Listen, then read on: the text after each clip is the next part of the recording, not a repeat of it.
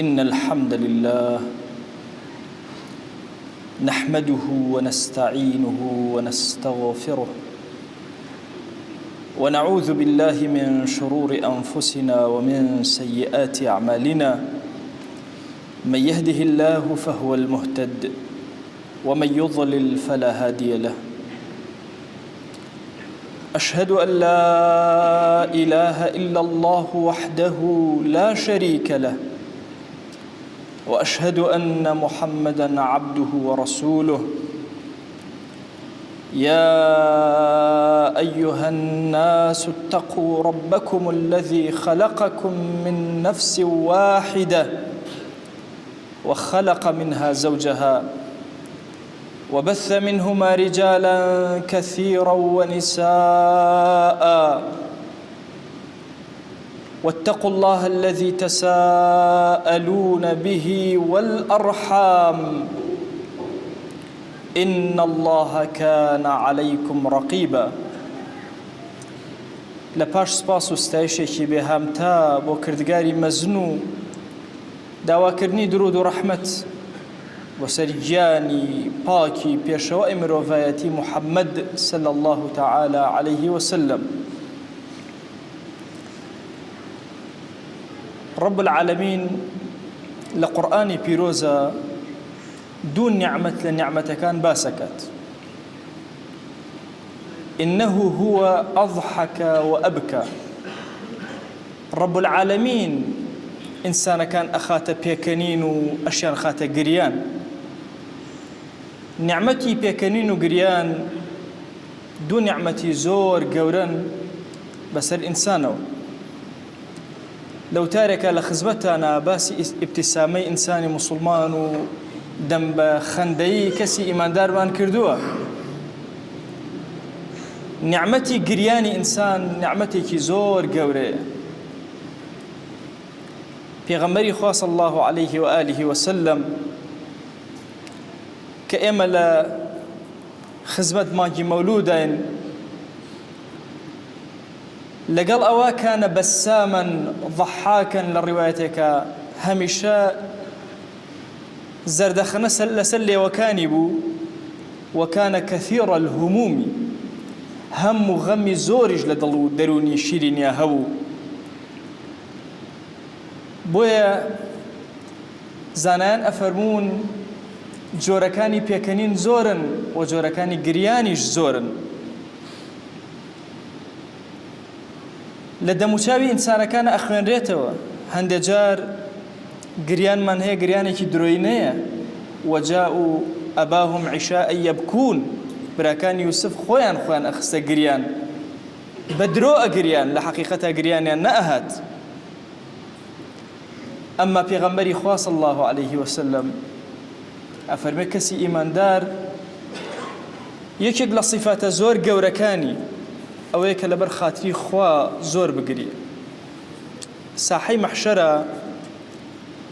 هيش سيبريقنية سيبري عرش رب العالمين نبي كومالي اللوانيك لجير عرش رب العالمين رجل ذكر الله خاليا ففاضت عيناه كسيك لبر خاطر رب العالمين لكاتيكي بنهانا وكسيلين بيركاتوا ذكري خواك جل جلاله فرميسك بتشاوكان يا يتخوارو للرواية اختراء فرمي أجر كسيكي إيمان دار بقدر سري ميشك فرميسك هاتا ناو تشاوركاني ودموشاوي قرم بو شكو كساني كقريان يعني دموشاويان قرم بي أفرمي أم قطر بشوكا بهوي أمو رب العالمين دموشاوي دور أخاته ولا أقري دوزخ بوي خوشوي اسمان أفرمي أجر توانيد بقريه وابكي على خطيئتك بقريه بسر قناها كان يخوته أجر نتواني بقريه بزور خود بقريه أنا بسر أو هلو كمو كريو تاوانانيك كردوته كسي إيمان دار لقال أوي بشوشو دمو تشاو جوان ودمو تشاو قشة لقال يكترا بلام لقال خويا ولا بيني خويا زور هز بشر مزاري أكات بۆیە لەو کاتانەی کە پەنهانە فرمێسکەکانی بەچاویە یە نەخوارەوە عەبدوڵای کوڕی عومەر ڕەزا و ڕەحمەتی خوای لێ بێ فەرمێ ئەگەر یەک قەترە فرمێسک بە چاوما هاتە خوارەوە ئەوەم بەلاوە زۆر خۆشەویسترە لەوەی کە 1000 دیناری ئاڵتون ببەخشم 1000 دیناری ئاڵتون ببەخشم لە پێناوی خوا قەترە فرمێسەکەم لەو پێ خۆشتر و پێ شیرینترە. یەکێک لە ئەو عیبادەتانەی کە لە ئەمڕۆیە فەرامۆشە کە هەستی پێ ناکەین کە نیشانەی زیندوێتی تۆیە ئەی موسڵمان بریتە لە گریان لەسەر ئەو هەموو کاڵە و کەم و کوڕی و گوناهانەی کە ئەیکەی، گریان لەسەر ئەو هەموو نوێژە بێڕۆحەی کە ئەیکەیت، پێویستە بەوەیە کە بگریەی بەسەر ئەم حاڵەتە مردوویەی تۆیە. ئیمامی ڕافیعیە فەرمێ چوومە مزگەوتێک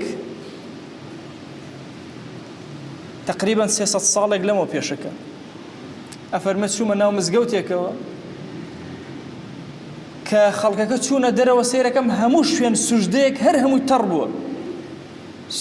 شوێن سوژدەیەک نەما بوو کە تەڕ نەبوو، هەموو ئەو لەمەی کە نوێژیان لەسەرە کرد هەمووی تەڕ بوو. ئەی لەم زەمەنی کانیاوی بێوشکەیە لەم کەم بارانەی چاومانە ئێمە چه حاڵێکمان هەیە ئومەتی پێغەمبەری خوا صلی الله علیه وسلم.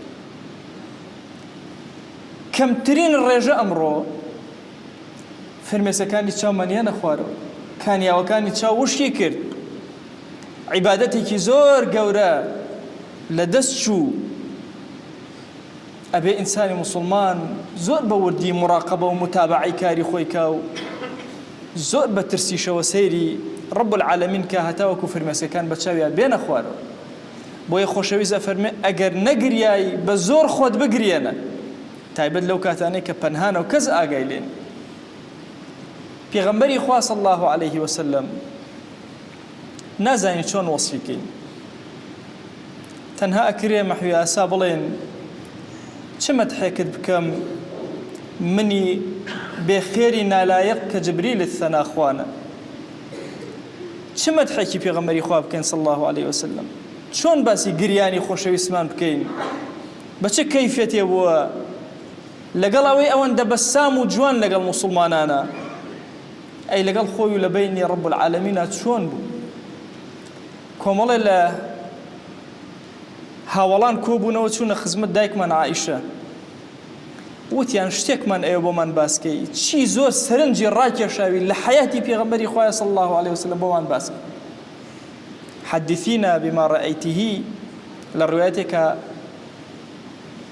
بما تتعجبين به کە زۆر سەرنج بۆتە جێ عجب و سەرنجی تۆ لە حەیاتی پێغەمبەری خوا صلی الله علیه وسلم.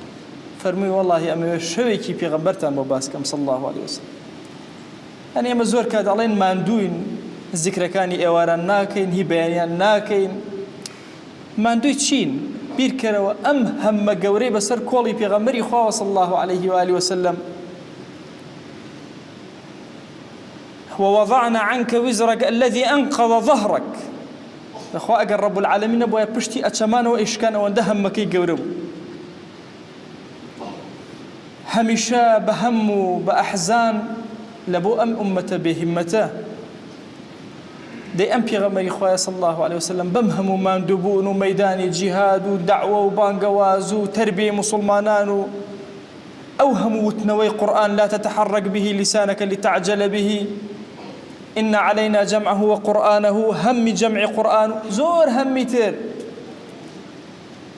أم دل زندوا شوكان الزندون ويداك من عائشة فرمي شوي كان پیغمبری خوا صلی الله علیه وسلم رو بە قیبلە دانیشتە بوو چوومە خزمەتی، وتم ئەی خۆشەویست ئەموویست لێی نزیک بمەوە قسەی لەگەڵاکەم، کەی عائیش لێم گەڕێ ذەرینی وەزم لێ بێنە ئەم شەو ئەتەعەبەد لڕەبی بۆی عەبدایەتی پەروەردگاری خۆم بکەم. ئەڵێ هەستا دەستی کرد بە شونوێژ و تاعەت و گریانێکی زۆر سەیر،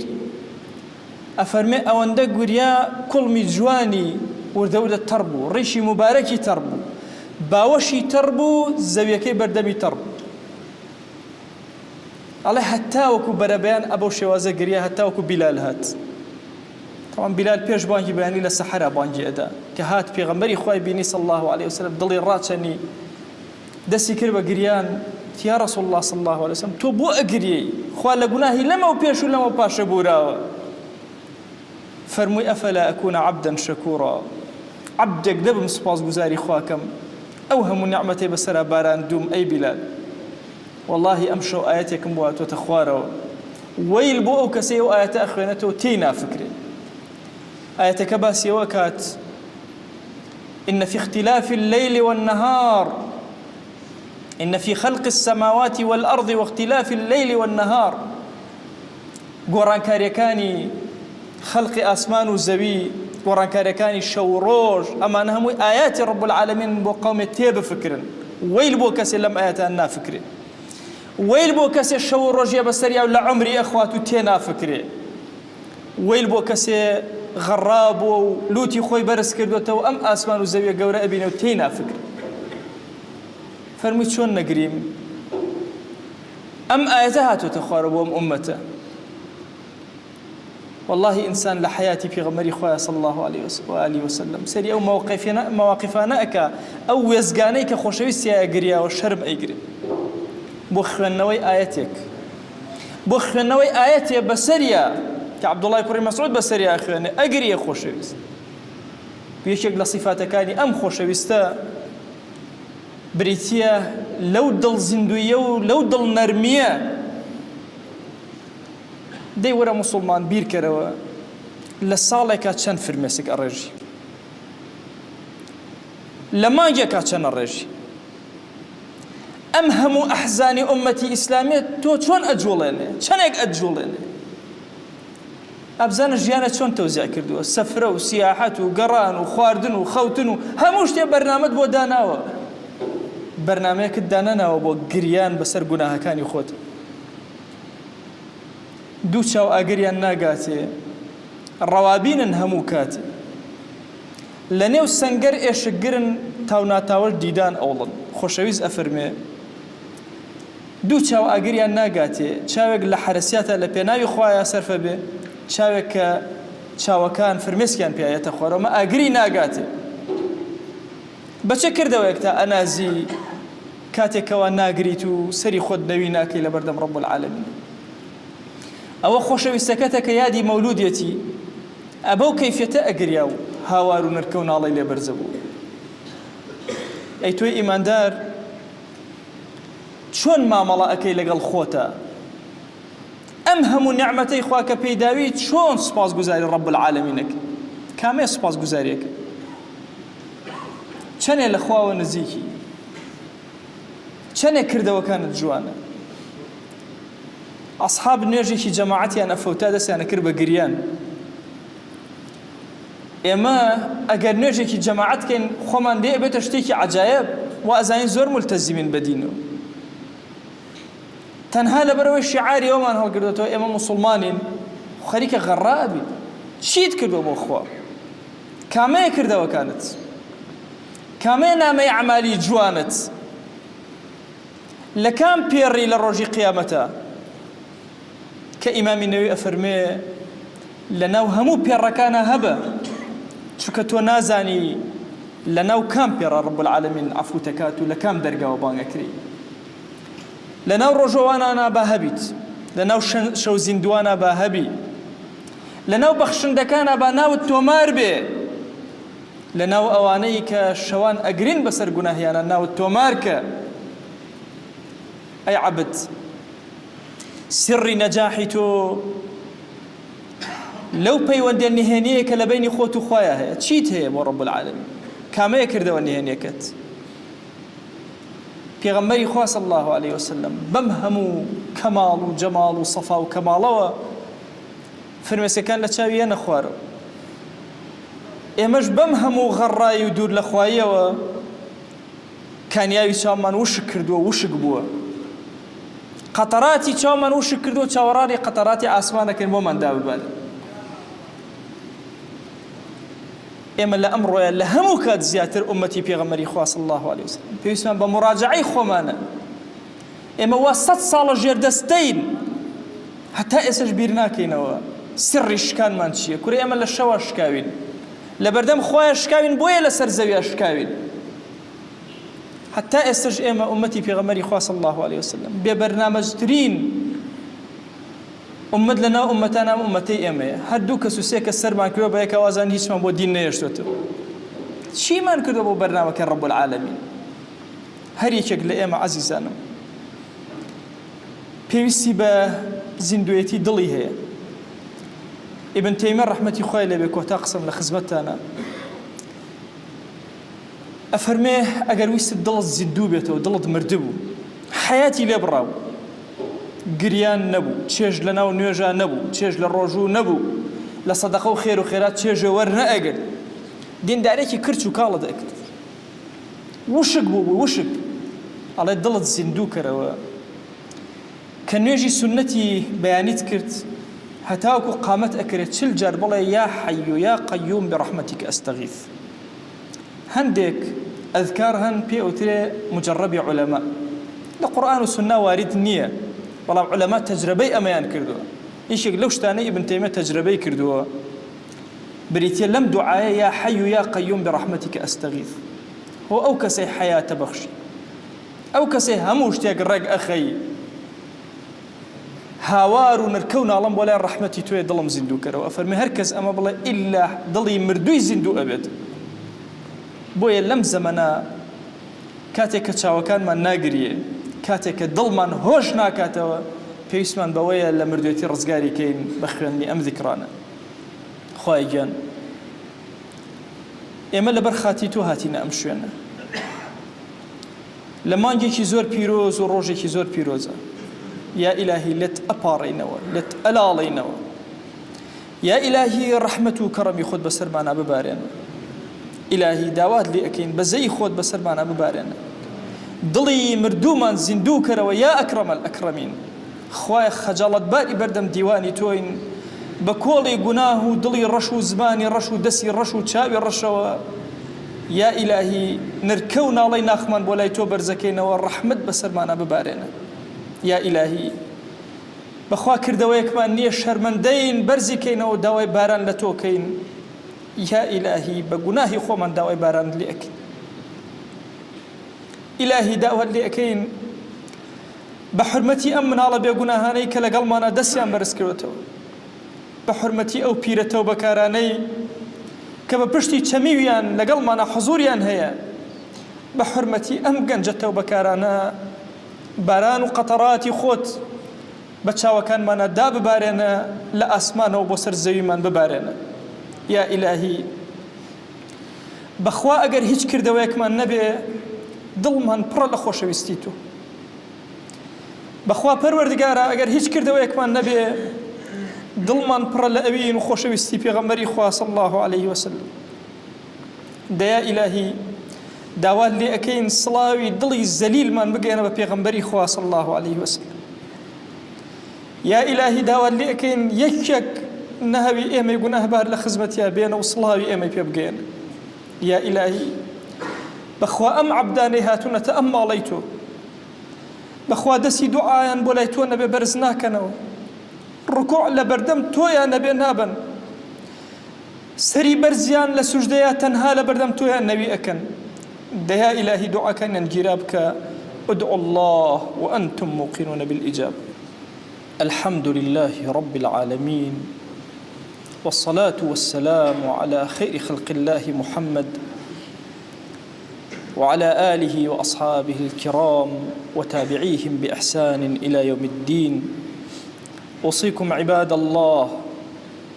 ونفسي الخاطئة المذنبة قبلكم بتقوى الله وكثرة مخافته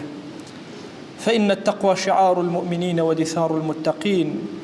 ووصية الله تبارك وتعالى في وفيكم وفي الخلق أجمعين وشوي سكام پیغمبر خواه صلى الله عليه وسلم دائم درهاق دڵێ و مانیای پەرحوزن و ناڕەحەتیش بێ شەمە شیرینەکێش پێسە هانەکە هەورامانی ئاویشە وەرە ئێرەوار گرەوێ وەردەم و ڕەب العالەمین یۆجە صیفاتەکە وەشەویسی کە ئارۆنە فەرامۆشمان و ئاگامانیان شەنەر ئا دڵە پڕغەمەشەنە پێی ئومەتیش ئاچەمە پڕ ئاوێشەنە پێی ئومەتیش پێغەمبەر خوا صلی الله عليه وسلم چەنی ئانەی ڕووەش و ڕووگەش بەڵام ئا کاتانە بین و وێش و خوای نەنیشێرە فرە و کاتی چەمەکێش پەڕێ بێنێ ئاوی و گرەوێ فرە و مووقیفاش هەن وەشەویستمە کە گرەوان و هەرسەکێ چەمێشەرە وەستێنی ڕەوار ئەسحاب پەیما گەڵناوە کە فرە و مەشهەدەکانە پێغەمبەر خوای صلی الله عليه وسلم دڵش فرە نەرم بێ ئیمامی ئەوبەکر فەرماوە کە ئەسیرەکێ بەدری گیریە وەشەویستمە پێی ئومەتەکەش پێی گوناهبارەکەیت دڵش پەرجە ئەحزان و پەرجە ناڕەحەتی فەرماوە دمایی لواس هەر و ئاکەسا کە کوشیە بێنێ دەستش کرد گرەوەی ئیمامی ئەوبەکریش دەستش کرد گرەوەی چەندیش فەرماوە ئیمامی عومەریش دەستش کرد گرەوەی وەشەویست چی گرەوی فەرماژ وەڵڵاهی ئینێ گرت لوێ بەرەو ئایر پۆچی پێشا گرەو کاتێ باس و عیسای عەلەیهی السەلام قورئان نەوانێەوە هەرسی چەمەکاشەنە ئێنێرەوار فەرمای شتێوەنە فەرماوە پێغەمبەر خوای صلی الله عليه و آله وسلم ڕۆیەوە شافرە گرەوە ئەی وەشەویست چی گرەوی رب العالمین ئاسمان و جبرائیلش کیاست بزانە وەشەویستەکە چی گرەوە فەرماواش وەڵڵاهی پێی ئومەتەکەم گرەوە فەرماواش پەنەژ واچە نەگرەوە سەنوڕضیکە فی ئومەتیک ڕازت کەرمێ چەنی ئومەتەیتە ئانیشا خاسێنێ بێ محاسبە ملە بڕێشا بە محاسبێ کەم و ملە ئانیشا کە گوناهی گەورە کەرا تۆ شەفاعەت کارشانی پاسە نەزاندێ شەفاعەت و پێغەمبەر خوای صلی الله عليه وسلم پێ ئەهل و مزگی و پێ ئەهل و خواناسین ئا کەسێک کە گوناهی گەورە کەرا وەشەویست شەفاعەت شا پێی کرد اینجا هەرسەکێ چەمیش مردێەوە و مرداوە پێغەمبەر خوای صلی الله عليه وسلم وەشەویست و ئێمە ئین سیفەتە گەورەشە چی پێ ئێمە جیا ئاست وەرو ئانێ هەریۆجە ئێمە بەشێجە کاتەکە ژیانیش تەرخان کردە بۆ پێی ئاساتا ئینا وەرەدەم و خوێنە و هەرسەکەش مجە وەرەدەم شەنە لەعەلە هەرسە و یۆچا گەنجا کە مجیۆ یۆچا پیرا یۆچا زارۆڵا بۆ بەرەکەت پێی ئومەتی ئومەت گنەوە سەر و قاچەکە وێش ورمێزۆ ناڕەحەترین کاتەکە ئومەت و پێغەمبەر خوای صلی الله عليه وسلم ئین ڕۆیشەنە کە بەسەرش بەرۆ کە دلێ وێشەنە تەفرەقەی فرە و کافریش یەک دەستە وەراوەر و ئێڵی فرە پێویستش بە وێ چەمنایۆ هەن وەردەم و ڕەب العالەمینە هەتاوەکوی ئومەتە وربێزۆ و گنەوە سەر و قاچەکە وێش و عەدالەت و خوای سەر و زەمینی و بڵاو کەرەوە خوایگیان ئێمە پەوپەڕی ناڕەحەتی و غەمباری وێماوە چەنی ئیگرد و گوناهاکە کردێنێمە شەرمەندە و شەرمەزارێن مێ ئەمما گەرەکمانە بە دڵ هاوار کەرمێوەنەوە سڵام و ئێمە یاونە پێغەمبەر خوای صلی الله عليه وسلم يو نامما خزمة شانبار. وأوصيكم أيضا بالصلاة والسلام على رسول الله حيث أمرنا الله تبارك وتعالى في محكم تنزيله قائلا إن الله وملائكته يصلون على النبي يا أيها الذين آمنوا صلوا عليه وسلموا تسليما. اللهم صل على سيدنا محمد وعلى آل سيدنا محمد وبارك على سيدنا محمد وعلى آل سيدنا محمد كما صليت وباركت على إبراهيم وعلى آل إبراهيم إنك حميد مجيد. اللهم اغفر للمؤمنين والمؤمنات وللمسلمين والمسلمات ولمن أنشأ هذا المكان. اللهم أعز الإسلام والمسلمين وأهلك الكفرة والملحدين. اللهم انصر من نصر الدين واخذل يا رب من خذل الإسلام والمسلمين. اللهم آت نفوسنا تقواها فزكها أنت خير من زكاها أنت وليها ومولاها. آمين آمين والحمد لله رب العالمين. أقم الصلاة يرحمك الله.